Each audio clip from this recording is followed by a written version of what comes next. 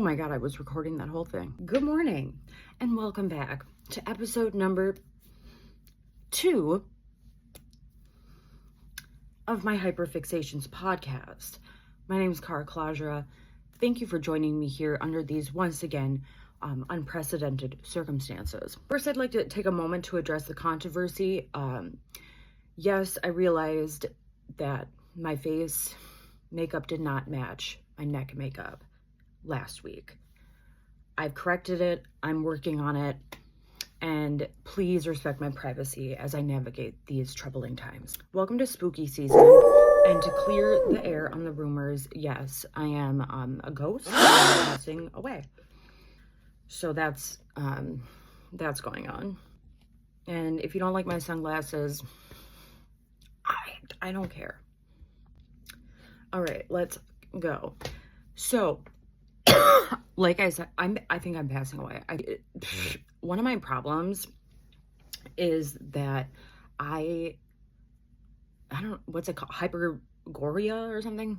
But I hear of any kind of disease, or I like cough, or I like feel something weird, and I think I diagnose myself immediately with like having a stroke. It's not great, and I don't really recommend it, but it is just kind of what it is. So anyway, welcome back. We are now officially in spooky season, which I love, because I like all things spooky and weird. And yeah, I have an invention idea, and so please do not steal this from me. This is my intellectual property, and please respect it, okay? My invention is I would like something on the technology, okay? Like on the phone, on the iPad, that it's kind of like Find My Friends, but it's also mixed with like a status update like we would vaguely post on Facebook or MySpace back in the day. But I wanted to show me like a percentage, and maybe the percentage has colors. You know, this is an idea. It would be like a status update on someone's iMessage, and this is only going to be for iPhone users, because Android users, you're in a whole different ballgame. I can't think about that right now. But the invention would be the status update that will give me a percentage of how much my friend or a person hates me in that particular moment. So, for example, I look on one of my friends, you know, maybe they're unresponsive. First of all, I don't have friends, but we're going to get into that later. And it would say like 75%. Okay, it's like 75% hate me. Okay. So that would probably show up like red, you know, or maybe it would say like 2%. Maybe I'm just like a little bit annoying. So that would be like kind of green, because that's better. But I would love if someone wants to invent that, put me in, coach. I'm ready to go with that. Okay, now we're going to get into some things that are actually quite spooky and terrifying, and that will be the billionaire class. There's been a lot of hubbubaloo this week about 2 particular billionaires in the internet zeitgeist. So the first one is Becca Bloom. I don't know if you know who this person is. I randomly stumbled across her in my FYP. I'll put a clip of her right now. But she is exorbitantly wealthy. I don't know if it's like it's not her money. It's her family. I mean, hello, you don't get billions and billions of like that kind of generational wealth just by like being a 25-year-old chick. In this economy, no, I don't think it's possible. So her family is like exorbitantly wealthy. They're billionaires, like straight up like 1%.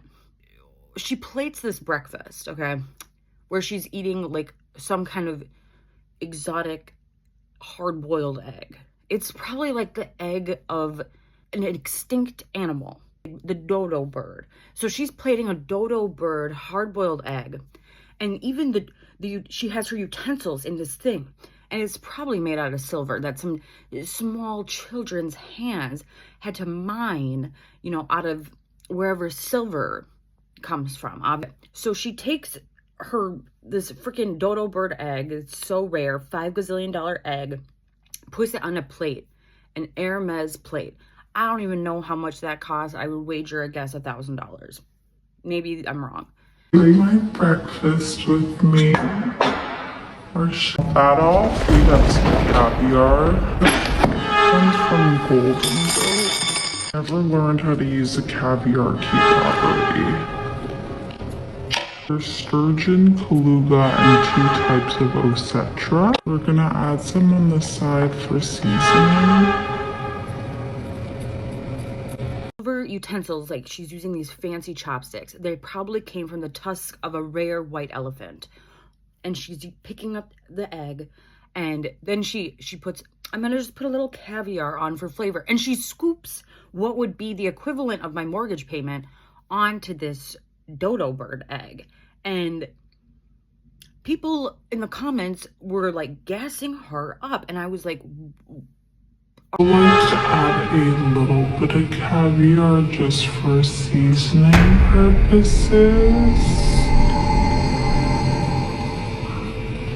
are we on the same planet? Because on the planet I'm on, the wealth disparity, and this is a fun podcast, but we got to keep it real. The wealth disparity is so ginormous, and it's a sickening problem. Billionaires should not exist, because when people are unable to get healthcare and food and freaking housing and basic freaking essentials, there's a reason I'm missing 2 teeth. Hello, like I can't afford it. And that's the majority of people, at least in America. We're not doing well out there in the world. We are not well. We are not. But watching Becca Bloom and people's commenting saying, oh, she's doing rich right. And it's like, there's no ethical way to be having that disgusting amount of wealth. There's not. This video, you can really tell that Becca Bloom is in the trenches right now, because if you watch her latest like get ready with me breakfast video, the tides have just changed. Like the comments are absolutely passing the vibe check. Like people are not having it. Like her thousands of dollars like utensil holder, her thousands of dollars utensils. It's so interesting to watch, because it's like you can't make her type of wealth relatable, but she desperately wants to be related to. But it's just not relatable to show like $100,000 of wealth in a video where you're just like eating poached eggs. And something truly has changed, because the people that are like, well, this is the right way to rich, like they are silent now. Because even people who are kind of glamored by the idea that, oh, maybe one day I'll be able to spend $100,000 every time I eat breakfast. Like maybe I'll be able to eat off a plate that could like pay for my mother's cancer treatments. Like Arkansas and Nebraska might be going bankrupt. Like people are losing their jobs. And the spoon that she's eating a poached egg with can pay for your rent for a month, like a spoon. Because when the only thing you have to offer to people is like an open window for people to like smell the bread baking in your ivory tower, and people can't even afford crumbs at the moment, like you just gotta read the room. Because in the end, there is almost like an addiction to want to be liked, like to be able to have everything, to be able to have nothing, like the sky is the limit. It just means that there's like a real deep echoing hollowness that like yet another Hermes bag is just not gonna fill. The other influencer that's kind of getting some heat right now, and I never really followed this chick because I found her voice to be extremely aggravating, is her name is Michaela Nogari or something. So let's do my biggest luxury unboxing. To my car, add it to my car, add it to my car, add it to my car, yeah, add it to my car, add it to my car, add it to my, add it to my car, add it to my car, add it to my car, add it to my car, add it to my. Let's do my biggest luxury unboxing. Here's what I'm going to say about Michaela's haul, and then I'm not going to say anything else. Okay, and this is coming from somebody who used to sell a lot of luxury goods to a lot of rich women at Whole Renfrew in Toronto. So haul culture, if it's like Shein or Zara or whatever, fine, okay? Not fine, but you know that shit's not going to last longer than 1 or 2 seasons anyway, and then it's going to be replaced by the next trend. So I get it. But to translate that haul culture to luxury goods, to me, does not make sense, because true style is a curated closet over a sustained period of time. It's a collection. It is a collection. It is not going to 3 stores on Rodeo Drive and blowing $160K, easily $160K, okay? That is not style. You can't buy style that way. And every piece was hideous. She did a haul. She did a big shopping trip. And I'm not kidding you. I think she probably spent $100,000. That's a home in some places. Or when people cannot have basic human needs met, seeing these people just flaunting their wealth when we are on the verge of what feels like an economic collapse and we are literally being under siege of fascism, it's just so out of touch. Touch grabs, billionaires. Eat the rich. I would be remiss if I did not touch on the Taylor Swift new album. So this has been kind of all a buzz on the internet. And something about me is that I love me some good Taylor Swift snarking. Billionaires probably have been one of my biggest hyperfixations this week. And they are spooky because they are ruining the planet. And they could really solve a lot of the issues that we have globally, instead of hoarding their wealth, if they kind of, did something productive with it, instead of taking a private jet for what would equate to a 20-minute car ride, Taylor Swift. I don't like Taylor Swift anyway, but I listen to some of the songs, and it sounds like AI slop. Said though, I truly believe the only reason that Taylor Swift is as famous as she is because the most average, unspectacular, boring, victim complex, self-absorbed girls who are so fucking hung up on their middle school boyfriend for cheating on them by the bleachers when they're pushing 40 now, they see themselves in her. They're like, oh, that's me. And if she's that talentless and mid and boring and she's that famous, she's a billionaire, then that means I can do it too. And it's very disturbing. You guys never do anything provocative. You never actually do anything meaningful. You just kind of victimize yourself and cry about boys. The world is burning, babe. Hello? It's like an angsty high schooler put some prompts into ChatGPT and was like, help me write poetry. As everyone knows, I am a world-renowned poet known by two people.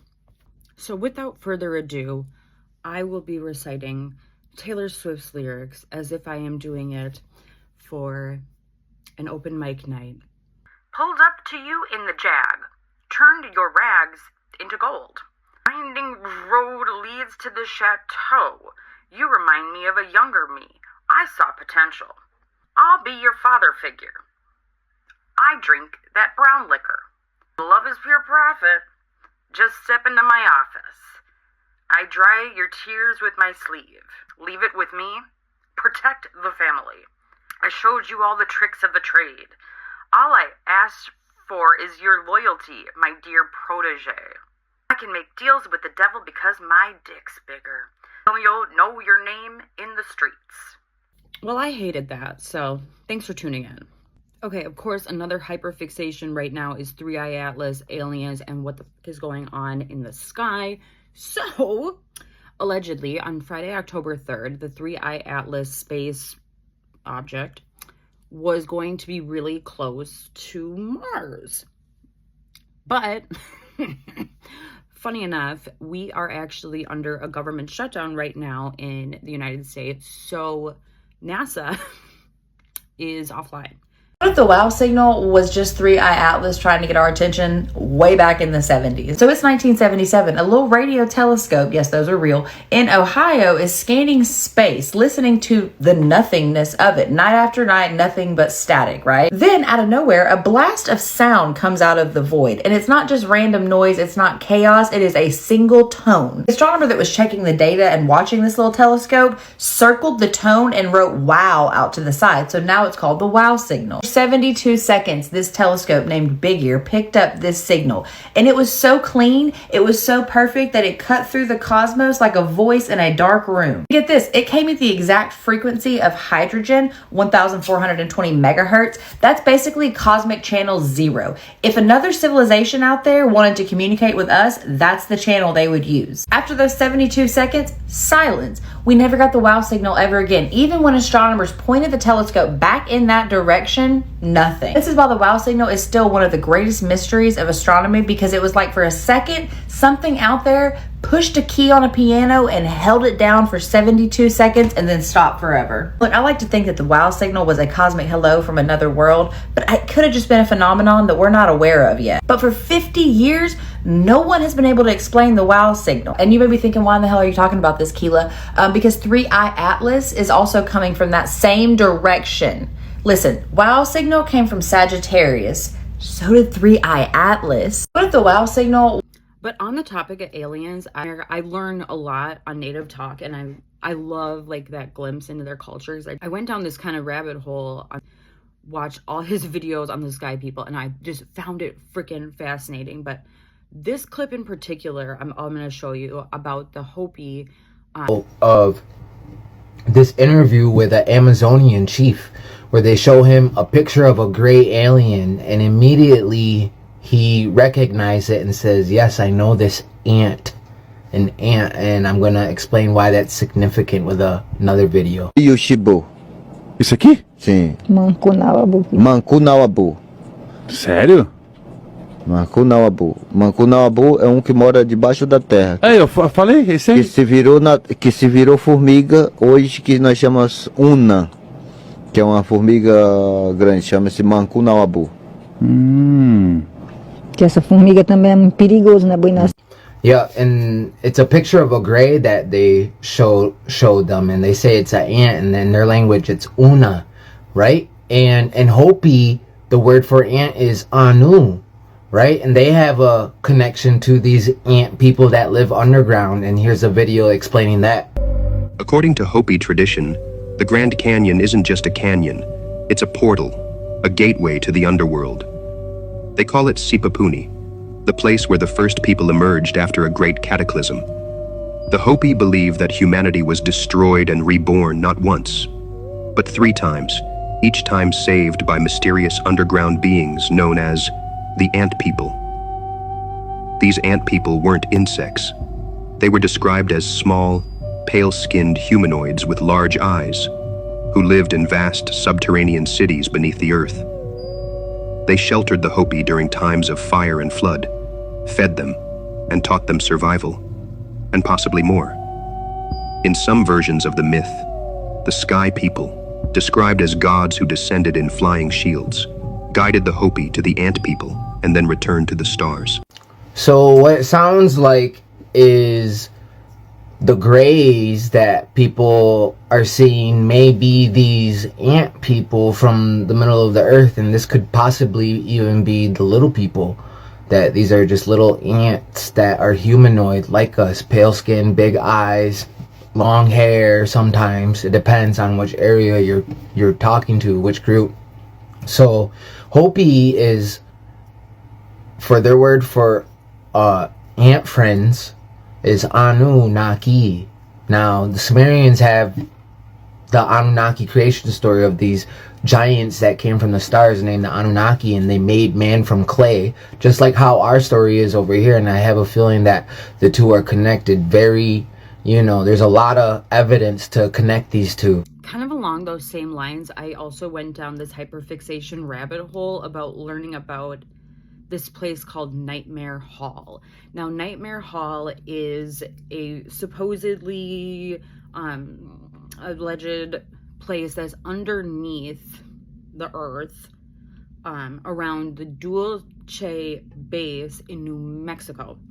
So allegedly it's like there's like an opening or something at the top of the base, and then spacecrafts or something can like go down there, and there's a bunch of layers. And I guess this is like on the 7th floor or under. Hey everybody, it's Happy Harry Hardin once again. This time we're talking about Nightmare Hall. Nightmare Hall is the name given to a secret underground base on the Jicarilla Apache Reservation in New Mexico near Dulce, a Colorado border town. Its name is perfect for the madness that has occurred there over the years. Back in the 1950s, a deal was brokered between the US military and alien greys hailing from another solar system. Here's a cross-section of what the base looks like. And for many years, the aliens were allowed to do experiments using the population in the area, creating hybrids of alien and human and animal. That is up until 1979, when a battle between the military and the aliens erupted. An explosives engineer named Philip Schneider broke the story in the 1980s, claiming that he was part of the military group that partook in the battle. These alien greys were allowed to do whatever they wanted in the area, absorbing human blood and cow blood for sustenance. Something happened and all hell broke loose. It was bullets versus death rays as the military engaged these greys and their creations in Nightmare Hall, miles below the surface of the Archuleta Plateau in New Mexico. But that wasn't all. Schneider also said that there was experiments that the greys had let loose in the area inside the mountain and around in the forest. Over the years, there have been sightings of bat-like people soaring through the air and into caves around the Archuleta Plateau. Also among those have been sightings of werewolves, skinwalkers, and other beasts that fuel our nightmares, all spawning from these alien experiments that took place right under our noses. According to Schneider, he said these things were 7-foot-tall, stinky gray aliens. He's not sure what happened to cause the commotion, but once everything was said and done, there was an eerie presence in the caves and corridors of Nightmare Hall, as if a portal to another dimension had been opened, and who knows what. Crossbreeding, humans with dogs and cattle and all that kind of stuff. And the stories of Nightmare Hall is true, and that's one of the levels. I think it's the 7th level, where they have all the experiments gone wrong, but for one reason or another, they don't want to kill them. So whoever goes down there, they hear the howling and screaming, and that's where all those terrible stories come from. When I met Cherry, she had seen the 7 black and white photos, but not the videotape. The security guard allowed her to make a pencil drawing of the 25 black and white photos, not all of them, but some.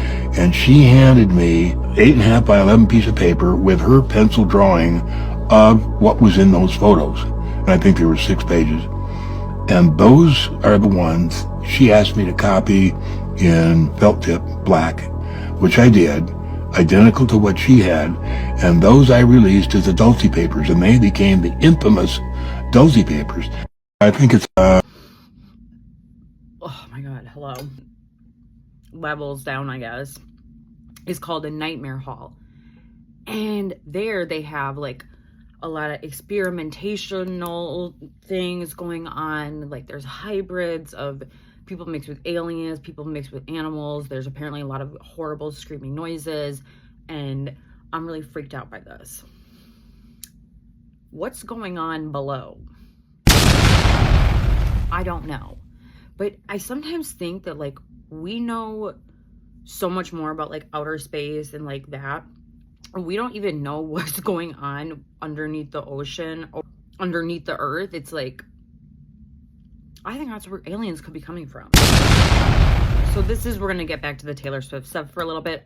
Comments that were just really cracking me up about Taylor Swift is that she makes music, it's like boiled chicken music. I thought that was very funny. That the cross section between Swifties and Disney adults is a circle. You're not going to catch me at a Disney World. That is a recipe for a panic attack. There's a bigger conversation to be had just about art and being a creator in this time, because as someone who has spent many years making art and, trying to get into some kind of creative field, and unfortunately that's not how the cookie has crumbled here. But the type of music that she makes, first, I don't really relate to it. And I find some of the best artists and some of the most creative people I know they're not even, you wouldn't even know that they do that. They're, just hustling to make it in their day-to-day lives. They're working at a gas station or a grocery store. They're sharing their art. They're creating this art from this place of experience, and a lot of times that experience is not the best. So it's coming from places of trauma, tough upbringings. And not to say that you can't make art if you haven't experienced that struggle, but I think that's one of the most beautiful things about creating, is that you can take these uncomfortable, unpleasant moments in your life, these traumatic events, and turn it into something beautiful that you can share with other people, or something that connects other people. And Taylor Swift with those lyrics is not, yeah. I would be remiss if I did not talk about one of my hyperfixations that's been going on for quite some time now, and that is the mall world in my dreams, and also this place called Toilet World. Now, I am obsessed. I am obsessed with dreams and like knowing what's going on with them, and I eat that shit up. I love it. To the woo woo woo. And again, spooky season, it's here.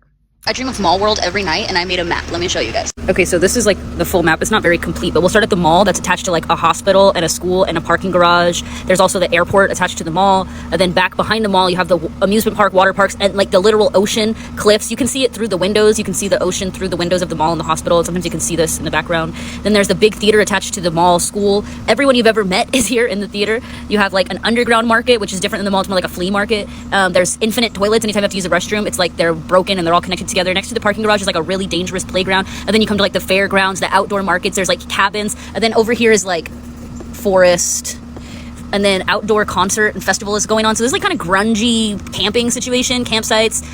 Then we have the big non-functional highway that's kind of linking things together. It has abandoned cars on it. You have like walking caravans. You got people camping out. Okay, so this is part 2 of explaining Mall World, the dream world I go to every night. And you guys can choose to believe me or not, but I've actually never been on the Reddit or seen anybody else's map of Mall World. I didn't know that other people experienced this until very recently, and I have journals going back years and years talking about this place I go to. So in the last video, we talked about the mall, and it's connected to the hospital, the school, and the airport. The ocean is behind this area because you can see the ocean outside of the mall. There's also cliffs onto the ocean, so like you can be up here, but you can't really get down there to the beach. The beach is like over here, kind of closer to where the cabins are in the outdoor market. So if you're at the cabins, you can probably make your way to the beach, and if you're at the airport, it's going to be cliffs over here. And then there's a huge amusement park, kind of like, honestly, the amusement park's in the background of the whole thing. And there's a water park connected to it. Then if you come over here, you have like long winding roads with like warehouses. If you go off of the ledge, then there'll be another platform of reality that you can just go onto. There's mobile park homes, and then there's like neighborhoods, like city neighborhoods close to the buildings. There's like a bunch of downtown buildings, offices, and the top buildings. There's like really important meetings up here. There's fancy parties. There's like a room of pools. It's just like pool rooms all up here. And sometimes I am staying at the hotel. Sometimes I have an apartment that's really close to downtown. I have like a downtown apartment. I also have a suburb house that I live in, and there's like green belt. There's a bunch of weird roads. There's an antique store and the thrift store. I can talk about these things for days. The thrift store, I can go into detail about what it looks like in there. Okay, so this is part 2 of explaining Mall World. This Mall World is a place that I dream of frequently. And I actually believe, this is my opinion, that our dreams are way more connected to what people might want to call like the other side, the afterlife. Okay, so I'm going to show you my mall world that I go to. So here it begins. So basically there is like the mall area, and it gives to me the vibe of like old Marshall Field. And then it's also attached to like a water park. There's like fancy restaurant and a fancy bars, and you can see the ocean from there. The water park is also connected to an airport, and then there's also like this big parking garage that's like kind of stressful. But basically the water park can kind of like jet you out a lot of different places. So then, yeah, so like the ocean or the water area touches like a lot of the areas in the mall world. So when you're in the mall, to me it's like Marshall Fields, but there's other different stores, and it's always like usually pretty cute stuff. But then connected to this is like where the fancy bars and the fancy restaurants are over there. In the mall world, then the water park is connected to the airport, and the water park is also connected to the mall. Like I said, you can kind of like take it and go a lot of different places with it. This parking garage is a really big spiral, and I'm frequently like, I've lost my car, like I can't find it if I went to the airport, something like that. It's never like a very pleasant experience. The parking garage is also connected to the mall, and sometimes you have to like remember how to get back there. Then from the mall world, there is this long row of disgusting toilets. This is toilet world. It's like a combination of a locker room with like the most foul, nastiest dive bar bathrooms, and they're all covered with shit. They're like, every single one is occupied, or the door is not working. Like, it's crazy. And from the toilets, you can get into the middle school, high school, college, and then there's also a giant theater. The ocean continues on over here, and this is like this really nice nature area. There's this wagon toilet. It's much cleaner, and you can be alone and shut the door. There's outdoor camping, and it's kind of more like a circus vibe is how I would describe it. This is like one of my favorite little neighborhoods. It has like these 3 or 4 bars. There's this Mexican dive bar. They have free chips and salsa, and they have like really amazing margaritas. Then there's this other dive bar, and they have free popcorn. Then they all kind of face like this one direction pointing outside, and there's like a bunch of different patio tables and like cute bar lighting. There's also this fancy like all white bar, like color white bar with this big green tree in the middle of it. I think it's like heaven. I'm not sure. And then I have like my favorite gas station that's over there. There's also a combination McDonald's, Taco Bell, like 2-in-1. And there's like I forgot to draw this, but there's like a little cafe over there too that I really like. And all of these are on this one road that I always remember, and I always have to go back to frequently. Yeah, that place is like heaven to me. Okay, so then over here you follow this road, and then the ocean, the water is still there, but this is kind of like where it's much nicer. It's kind of like the bougie camping, and so I frequently want to be here. There's like fancy cabins, and like some of them are like mansions. They're really nice. And this is like this winding road you start going down, and the winding road, it bends and curves a lot. You go through mountains, and you see there's like a lot of wildlife. There's a lot of animals on this path. And I kind of think this is like the road to the other side, because I've had people like stop me when I'm in this world. They ask me for directions. How do I get there? And I know where they're asking me where they want to go. Oh yeah.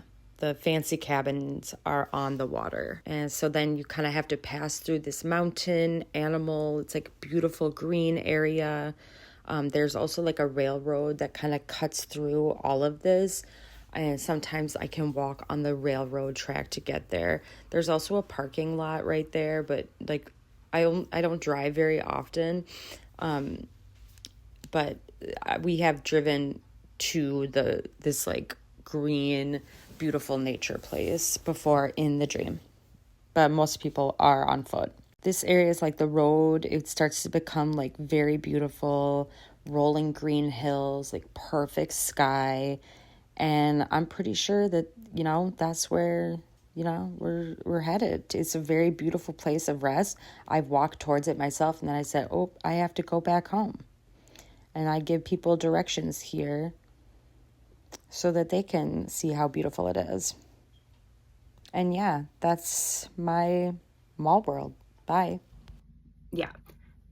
My opinion and my spiritual belief and what I've experienced in my life is that the other side, or that supernatural stuff, it's not like a separate thing from us. It's not a separate entity. It's not like a place in the sky. And I think the best way that I can describe like what looks like or feels like to me is like, okay, take your hand. This is kind of hokey, but whatever. Take your hand and like go like this, like really fast. So you can feel like the air moving. See, look, I'm fanning myself. I can feel the air moving through my fingers, right? I can feel the air, on the back of my hand, the front of my hand, whatever. I can't see it, but I can feel it. And I know that it's here in this zone because I'm breathing air. Spirit realm, the other side, is sort of like that air. It's around us, right? It's happening at the same time as right now. It's like, and matter is never created nor destroyed. So it's like everything that happened then and in the future and now, it's like all happening simultaneously. All that to say, I believe that like ghosts and spiritual things, and there's an alien connection for sure.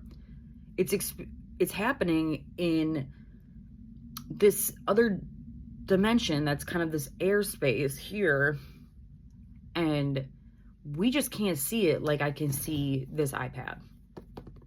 You know, we can't touch it, right?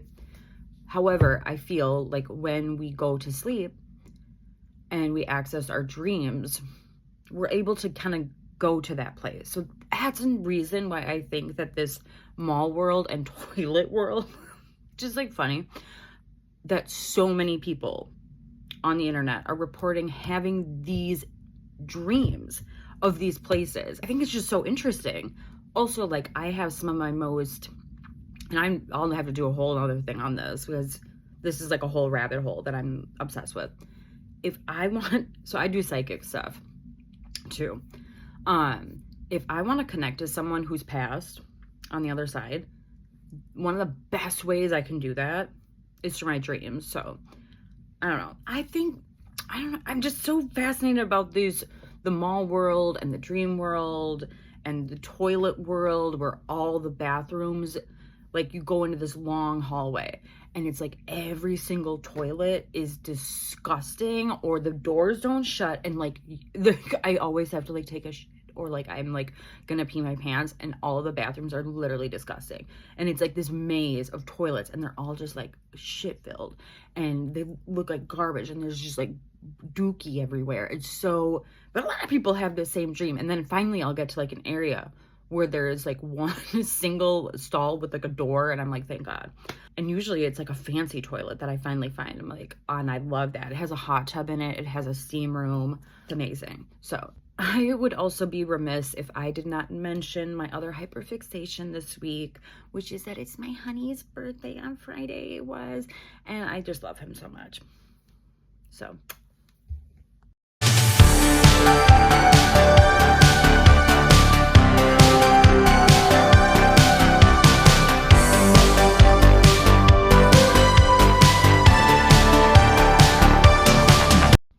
also this week I did almost finish my back patio, which I'm trying to make into like a tiki vibe, really fun, eclectic situation, and it's been a journey.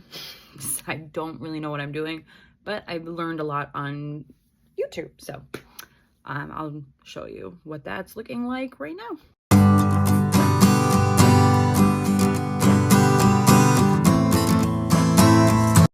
Wow, okay.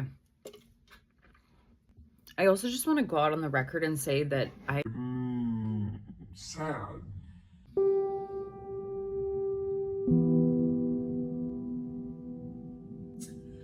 I'm sad because I have experienced some friendship breakups.